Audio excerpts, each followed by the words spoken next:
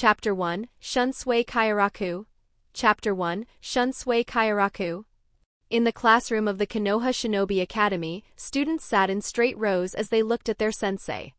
The sensei was a chunin who adjusted his glasses and began calling out names for attendance in a loud voice so that everyone could hear it. Obito Uchiha, he said first. Hi. Obito shouted back right away. Asuma Sarutobi, the sensei continued without pause. Hi, Asuma answered. Kurenai Yuhi, the sensei called next. Hi, came a gentle reply from Kurenai. She did not notice the smile that Asuma gave to her. The sensei looked down at his list again. He paused for a second before saying the next name. Shunsui Kyōraku. No answer came. The classroom stayed completely quiet. A few students turned their heads, looking around curiously. They were pretty sure that they had seen Shunsui come to class today. The sensei's eyebrow started to twitch as he said the name again. A thick vein popped out on his forehead as his patience ran out. He took a deep breath and shouted much louder this time. Shunsui Kyōraku. From the far back corner of the classroom, a slow and sleepy voice finally drifted out. Hi. Every head in the room turned at once. There, leaning against the desk with his legs stretched out, was a 9-year-old boy who looked completely out of place in a shinobi academy. He wore a loose pink kimono that was way too girly for him. A wide straw hat sat low on his head, covering his eyes completely. It was obvious he had been napping because his arms were still folded on the desk like a pillow. Slowly, he lifted his head just enough for the hat to tilt back a little. His eyes stayed closed and his face showed nothing but boredom and tiredness. The sensei stared at him with a glare that could melt metal. Kyōraku. Sit up straight when your name is called. This is an academy, not your personal bedroom. Shunsui let out a long, tired breath. He moved his body a tiny bit, but he still slouched. Sorry about that, sensei. It won't happen again, he said with a yawn. His words sounded polite, but everyone could tell he did not mean them at all. He tugged the brim of his straw hat down lower and rested his head against the wall again, ready to sleep some more. The hat was not just a fashion choice. It was something that also made it hard to notice his closed eyes. Obito leaned toward Asuma. That guy is as strange as ever. He still wears that pink kimono even when I called him Miss Shunsui? What boy even wears pink? Why did he even get promoted to our class A? Asuma gave a quiet laugh. Well, he has always been like this. I heard that he did not want to become a shinobi. But people say his chakra is off the charts for someone his age, so he was forced to join the Shinobi Academy, and he is pretty good in taijutsu, so he was promoted to our class this year. Kurenai looked back for a moment. He does not seem interested in being a shinobi at all. It is kind of sad. The sensei shook his head hard, trying to control his anger. He is as lazy as always, the sensei thought to himself. Maybe a genin team would do him good. Dangerous missions and a strict jonin leader might finally get rid of that laid-back attitude and laziness. He has too much talent to throw it away by sleeping and wasting it. Shunsui felt all the eyes on him, but he ignored them completely. He sighed again, softer this time, and let his mind wander. He closed his eyes fully once more and tried to drift back into his nap. Everyone thought that he was wasting his talent, but he knew that if it came to a fight, he can give even a seasoned jonin a run for his money. Yes, he might be a kid and overconfident in his abilities, but he knew that he was not. Shunsui Kyōraku was different from every other child in the academy. While most kids dreamed of wearing headbands, throwing jutsus, and becoming heroes, Shunsui wanted nothing to do with any of it. He was not born in this world the normal way. He had memories from another place called Earth, a life that ended and then started again here in the body of a baby. The name he had back on Earth did not matter anymore. What he did there, who he knew, none of it carried over. In this life he was simply Kyōraku Shunsui, an orphan boy in Konoha. People might hear his name and think he had all the powers of the famous captain from Bleach. Sadly, that was not the case. He had none of the original Kyōraku's memories. No soul-based powers flowed through him. He could not fire Hado blasts or bind enemies with Bakudo. He had no Reiatsu to crush people with just its pressure. But one thing was similar with him from his Bleach counterpart, his Zanpakudo, Kaiten Kayakatsu. The sword was real. Whenever he wanted, he could call it into his hand. And that opened various possibilities for him. He might not be a Shinigami, but he had their strongest tool with them. And most importantly, he could use its abilities freely. More than that, he believed his chakra reserves matched the huge amount of Reiatsu his counterpart once had. His chakra pool was massive, far bigger than any other person his age. And that meant he was not someone ordinary, and in this world, being not ordinary meant attention. And getting attention in this world meant being sent to train as a soldier and then sent to death. Because of that giant chakra, nobody let him live quietly. Something that academy examiners that had visited the orphanage had noticed, and despite his protests of not wanting to become a shinobi, they had sent him to the academy to become one. Chapter 2, No to Peaceful Life. Chapter 2, No to Peaceful Life. When he had refused to go to the academy, the orphanage matron refused to hear his complaints. "You have a duty to the village," she would yell. When he tried to skip classes or run away after joining the academy as a form of protest, she hunted him down. One time he hid in the forest for a whole day. She found him with a simple scent-tracking jutsu, dragged him back by the ear, and spanked him hard in front of everyone. Shunsui had thought, who the hell lets a shinobi woman become an orphanage matron? Send her to the battlefield so the old hag could die and I can live peacefully. Lazy child. You will become a shinobi or I will make your life even harder, she had shouted. Shunsui rubbed his sore bottom and sighed. Running away took too much effort anyway. Another time he pretended to be sick for a week. The matron forced medicine down his throat and marched him to the academy anyway. No excuses, she said. Shunsui had thought about his life many times. Why would I want to become a shinobi? He had asked himself silently. I could just find a quiet spot outside the village, build a small house, and live a lazy life with no battles. I could nap all day, eat good food, and watch clouds go by. If I had been born normal, maybe they would have let me become a shopkeeper or a farmer. Let the protagonists handle everything. Naruto, Sasuke, whoever shows up to save the world, they can do it without me. But fate had laughed at him. No, I had to be reborn right in Konoha, the busiest hidden village. And not just anywhere, but with chakra reserves so big that everyone noticed the moment they tested me. The proctors almost dropped their tools when they felt it. This boy's chakra is unbelievable, they said. After that, escape was impossible. Now he had to become strong.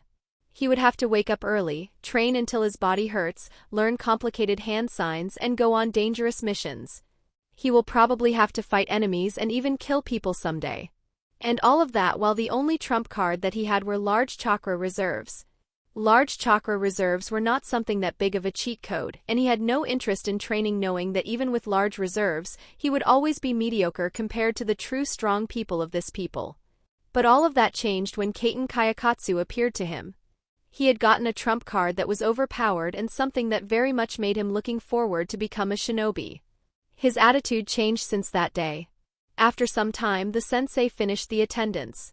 He rolled the scroll tightly and set it down with a loud tap on the desk.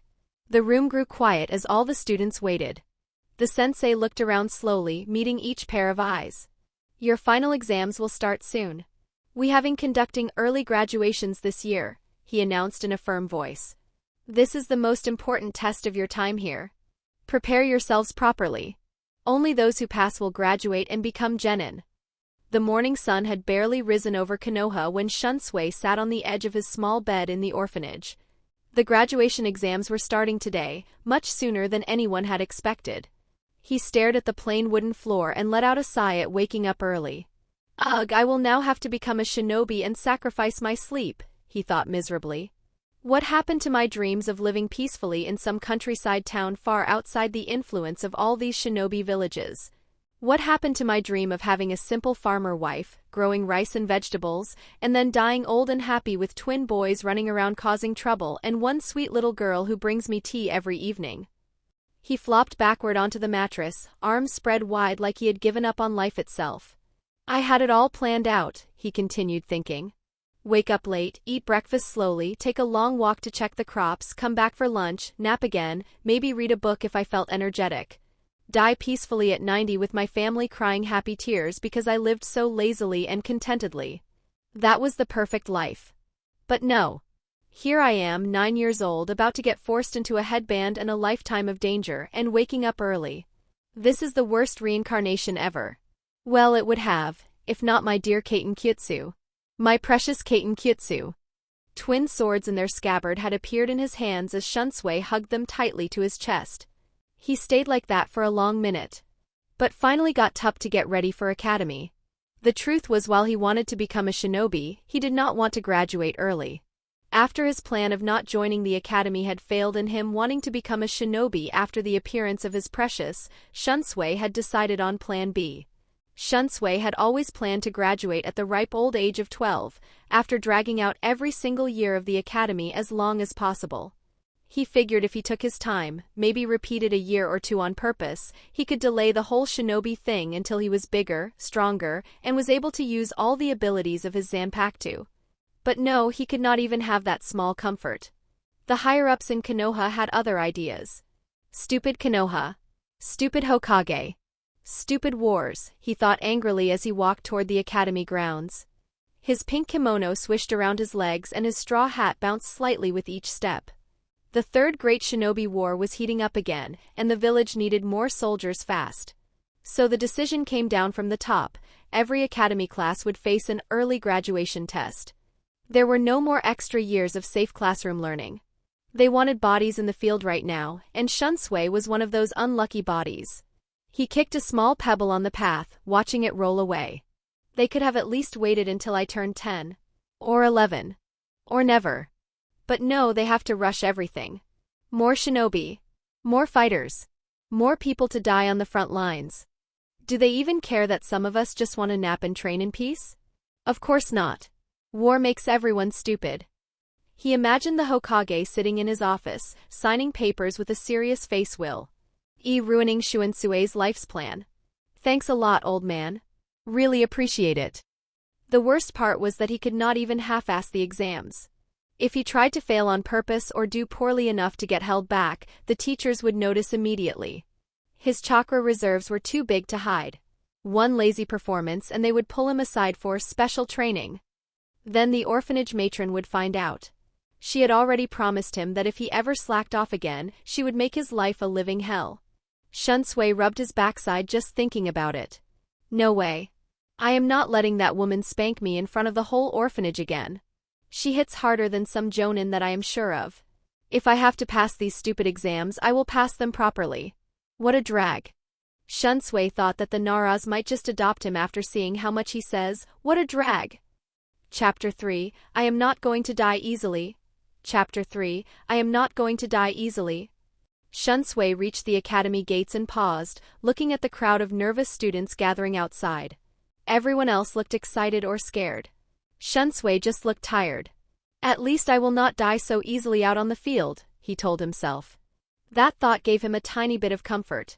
When he had decided to become a shinobi, he had actually trained since the day he joined the academy. Despite his natural laziness, he had put in real effort when no one was watching.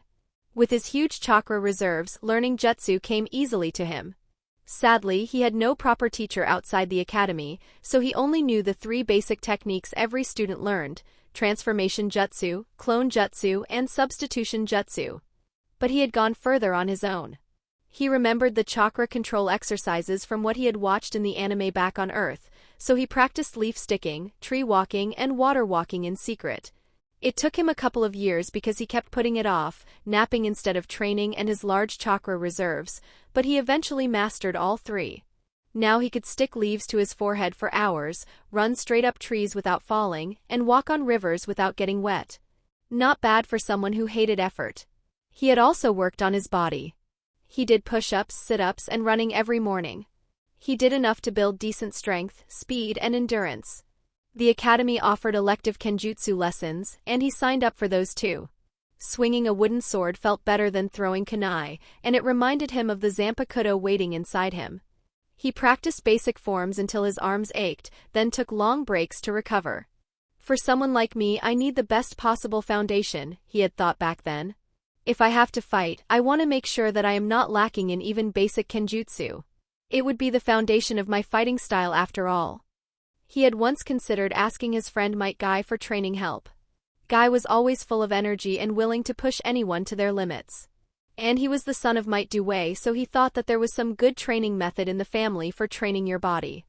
But after watching Guy do 5,000 kicks before breakfast, Shunsui quickly changed his mind. Guy's training is not for lazy people like me, he decided. That boy trains at a level of pure masochism. He enjoys pain. I enjoy soft pillows and easier ways to gain strength. We are not the same. Shunsui stepped into the classroom and found a spot near the back. He adjusted his straw hat and sat down slowly. As he looked around, he caught his reflection in a small mirror hanging on the wall nearby. He looked just like a younger version of Kyōraku Shunsui from the Bleach world. The only difference was no chest hair yet, since he was still a kid. He smirked a little at that. The pink kimono and straw hat had been his choice after he realized how good he looked in them. People's opinions did not matter to him. He liked feeling comfortable, and the loose fabric let him move easily while still looking stylish in his own way. The matron had actually knitted the kimono herself for his last birthday. She gave it to him as a gift for finally attending the academy regularly without running away. "Wear this and remember your duty to the village," she had said with a proud smile. Shunsui had rolled his eyes but put it on anyway. Now it was his favorite thing to wear. Suddenly, someone grabbed his shoulders from behind and shook him hard. Shunsui blinked slowly and turned his head. There stood Might Guy, green jumpsuit shining brightly, bowl-cut hair perfect, teeth sparkling like he had just brushed them 5 times. "Where is your youth, my youthful friend?" Guy shouted with full enthusiasm. "We are going to become shinobi very soon. Let us show our burning youth and join our youthful Konoha shinobi on the battlefield. Together we will run thousands of laps, kick thousands of times, and protect the village with the power of our springtime of youth." Shunsui stared at him for a long second.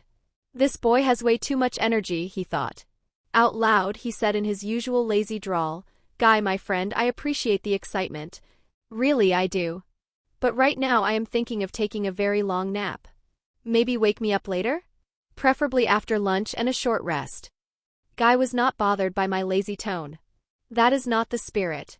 Come, let us do 100 push-ups together to greet the day." Shunsui waved his hand weakly. "Pass. My arms are already tired from thinking about push-ups. You go ahead. I will cheer for you from here." Guy gave him a thumbs up anyway. "Very well. I will do 200 for both of us. Feel the power of youth flowing through you." As Guy ran off to start his push-ups in the corner, Shunsui leaned back in his chair. "At least I am not going to die so easily out on the field," he repeated to himself. He had trained hard in his own way. Apart from the physical training, his chakra reserves and chakra control, most important of all, he had his Zanpakuto, Kaiten Kayakatsu, and he has managed to unlock its Shurkai. Chapter 4, Graduation Test. Chapter 4, Graduation Test. As Shunsui sat quietly in the back of the classroom and watched Guy do his push-ups, the graduation test had begun, and names were being called one by one. While he waited, his mind drifted to the one thing that made him really focus on being a shinobi, his Zanpakuto, Kaiten Kayakatsu. Back on Earth, he had watched the Bleach anime many times. He knew the name of the sword and the exact words needed to release its Shurkai. That knowledge had been enough for him. When he first summoned the twin blades as a small child, he had whispered the activation command under his breath. He hoped that it worked, and it did. He did not need to communicate with the spirit to get to know his name or get mastery over the blade. The blades transformed into their Shurkai state with just the voice command. What surprised him most was that there was no Zanpakuto spirit inside the sword. No mysterious woman with long hair, no voice in his head giving advice or refusing to cooperate. The sword was completely his, and he had full control over it.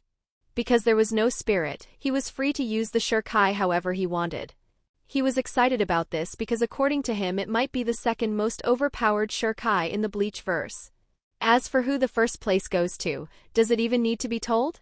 Anyways, the Shurkai ability of Kaiten Kayakatsu let him bring any children's game to reality. And by any, he truly meant any game he could remember or imagine. He was not stuck with only the few games shown in the anime. There was no limit set by some Zanpakuto spirit's knowledge. And it was him that made the rules for the game and certainly not the spirit. Since he made the rules himself, he could decide how each game worked, what counted as winning or losing, and what happened to the loser. Of course, he could not just abuse it. The game needs to be fair after all. Shunsui had played plenty of children's games back on Earth. Tag, hide and seek, red light green light, musical chairs, hopscotch, even silly ones like Simon Says or paper rock scissors with twists. He had also played countless board games as well countless children games on PC and mobile games. Now you might say, do those games even count as a child's game? Well, Shunsui played them as a child in his previous life, and so did his sister's children.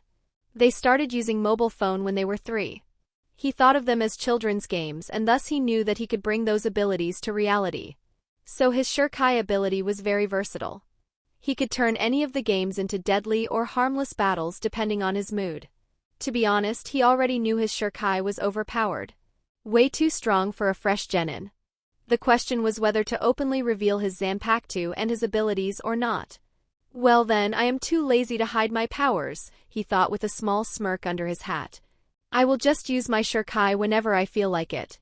Besides, even with just my Shurikai and my large chakra reserves, I might be a very tough opponent to deal with.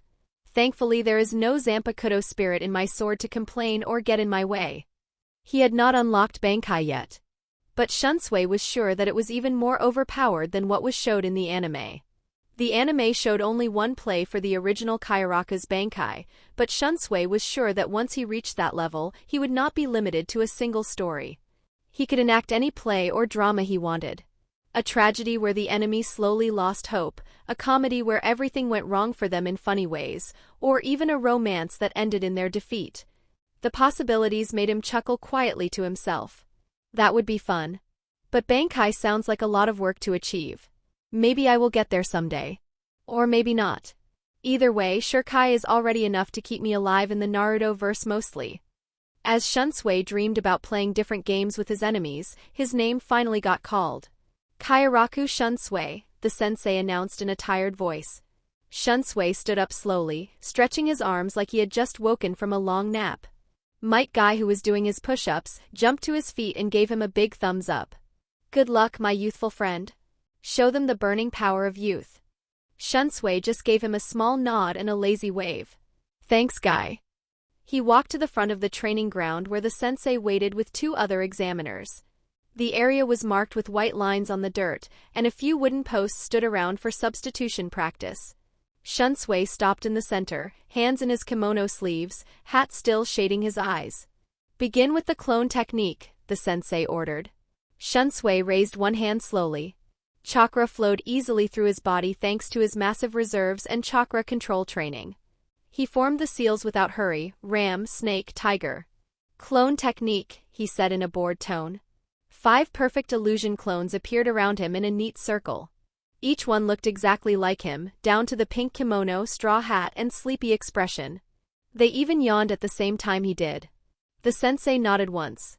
He hid his shock of seeing Shunsui perform one-handed seals. Good. Now the transformation jutsu. Shunsui sighed softly. He formed the seals again: dog, boar, ram. Transformation jutsu. In a puff of smoke, his body changed into an exact copy of their sensei. The gray hair, the strict frown, the jonin vest, even the vein that always popped on the forehead when he got angry. The fake sensei crossed his arms and glared at the real one. Is this good enough? The transformed Shunsui asked in the sensei's exact voice. One of th. Examiners almost laughed but covered it with a cough. The real sensei rubbed his temples.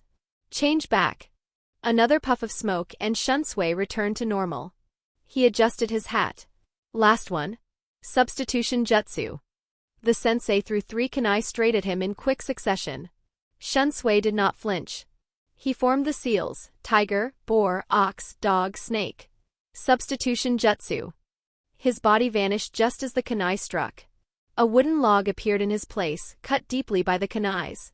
Shunsui was meanwhile sitting casually on top of one of the posts 10 meters away, legs dangling.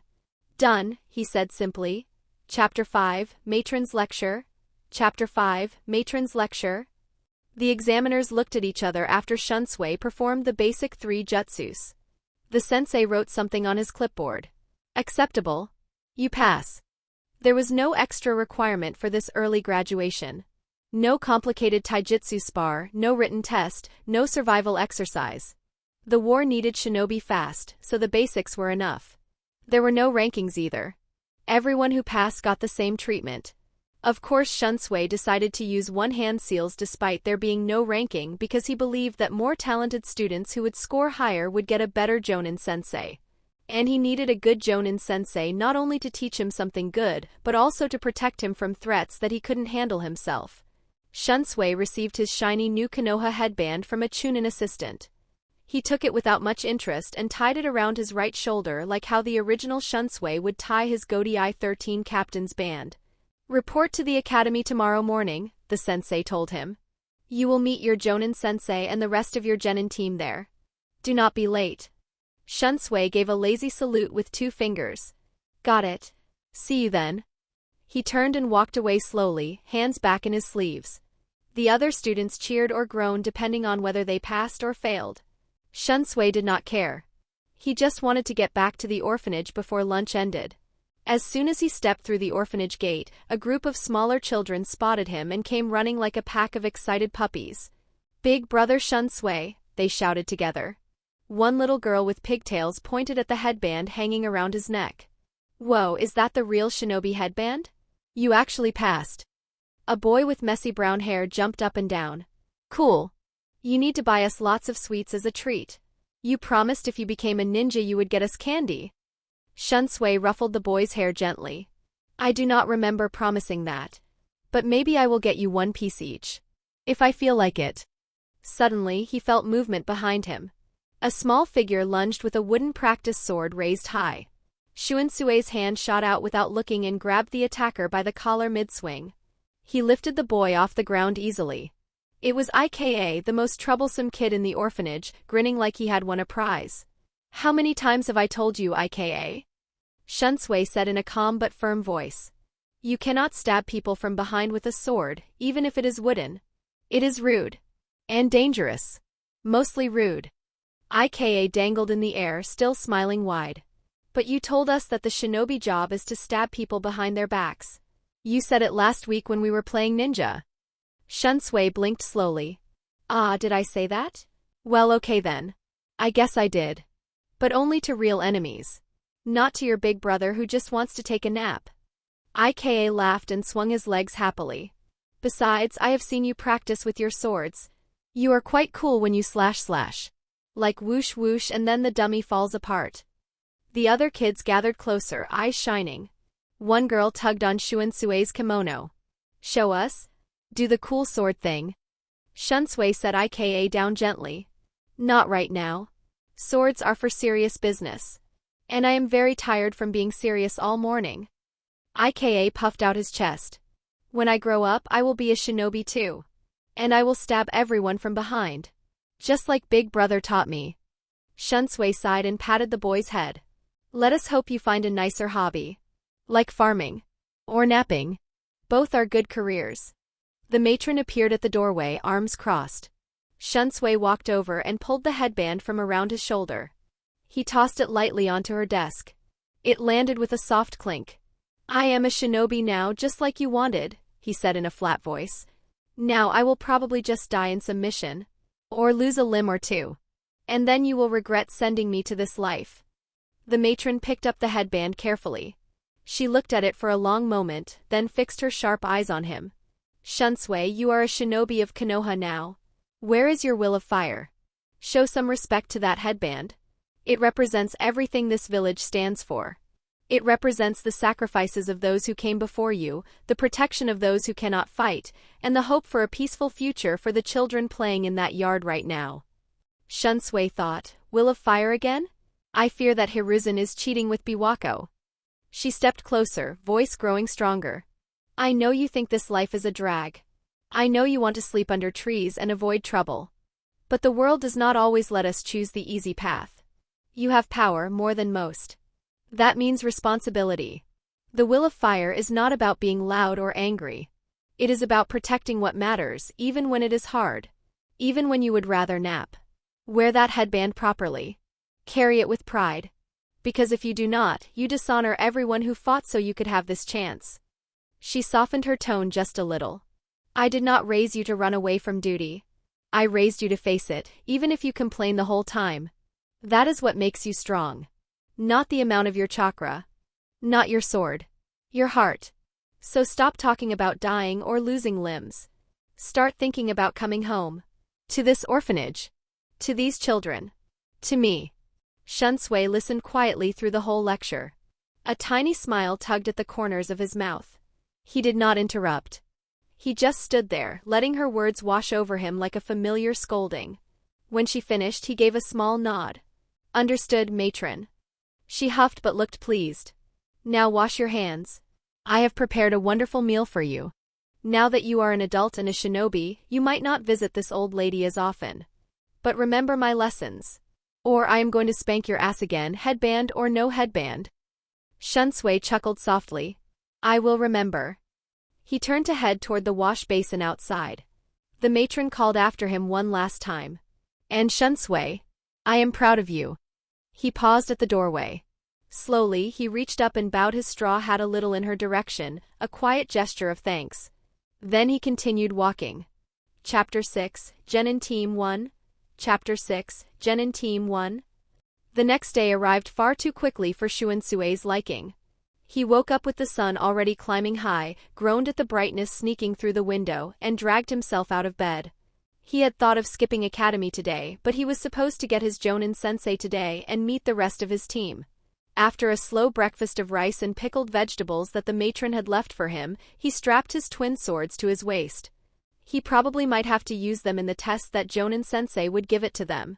The blades rested comfortably against his pink kimono. No one in the village had ever questioned where he got such fine weapons. The only person who ever asked was the matron herself.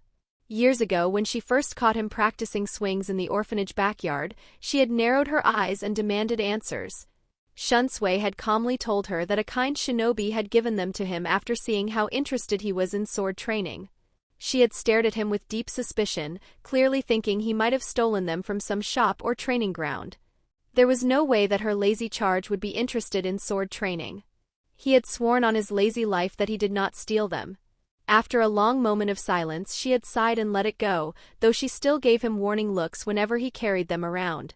Shunsui preferred to keep the real secret hidden until the end of the academy. The truth was simple: he could summon Kaiten Kayakatsu out of thin air whenever he wanted. The swords appeared in his hands with just a thought and a tiny pulse of chakra. Explaining that would raise too many questions, especially about where the blades came from. And an academy student with what looks like a space-time jutsu would attract a lot of attention that Shunsui did not want at that time. He figured he would have to tell his Jonin sensei eventually. For now though, the mystery amused him. It would be fun to see someone trying to steal them, he thought with a small smirk. They grab the hilt, run away miles, and poof, the swords vanish and reappear right back in my hands the next second. Their faces would be priceless. I might even laugh out loud for once. He arrived at the academy with his usual slow walk, straw hat low over his eyes to block the morning light. The classroom was already half full of the fresh graduates. Shunsui found a spot near the back, leaned against the wall and scanned the room. There they were: Rin Noera, Obito Uchiha, Kurenai Yuhi, Asuma Sarutobi, Might Guy, Gunma Shiranui, and a few others whose names he vaguely remembered from the Naruto canon. Well, now I know exactly when Obito graduated, Shunsui thought as he watched the Uchiha boy argue loudly with someone about who had the better taijutsu. So it should be around 2 to 3 years before he gives his Sharingan to Kakashi during that bridge mission and becomes Madara's pet project. Poor guy. Gets crushed by a rock, loses an eye, turns evil, causes endless crimes. Classic tragic backstory. He shook his head slightly. Well, cannot say I ever liked the guy anyway. He is way too loud, always disturbs my sleep with his shouting, and he makes fun of my pink kimono every single time he sees me. Calls it girly or weird festival clothes. As if his orange goggles are fashionable. I am a petty man and I hold grudges over small things like that. Let's hope that I will not be in his genin team, Shunsui continued thinking. It would be a pain in the ass. Imagine missions with him yelling all the time every 5 minutes while I just want quietness. No thank you. I would prefer being in a team with Naras and Aburames. Besides, Shunsui did not want Madara's or Zetsu's attention by being in the same team as Obito. What if instead of Rin they decided to kill him to get Obito to unlock his Manjikyu? The door slid open and the academy instructor stepped in with a scroll. He began reading out team assignments in a flat voice. Rin Noera Obito Uchiha, your sensei is Minato Namikaze. Shunsui let out a quiet breath of relief. Ah, thanks Sage for this small mercy, he thought gratefully. At least the canon team was staying together for now. He glanced toward the doorway where a flash of yellow appeared. Minato Namikaze stood there, tall and handsome with his spiky blonde hair and calm blue eyes. The man smiled warmly at his two new genin, a smile so bright it probably charmed half the girls in the classroom instantly. "Let's get going," Minato said in a friendly tone. "Your last teammate is waiting for you." Shunsui nodded to himself. At least this part of the canon did not get changed. Kakashi will be the last member of their team. He must be 6 or 7 right now and already a chunin. He. If you want to enjoy the rest of the chapters, go to my Patreon. Link is in the first pinned comment.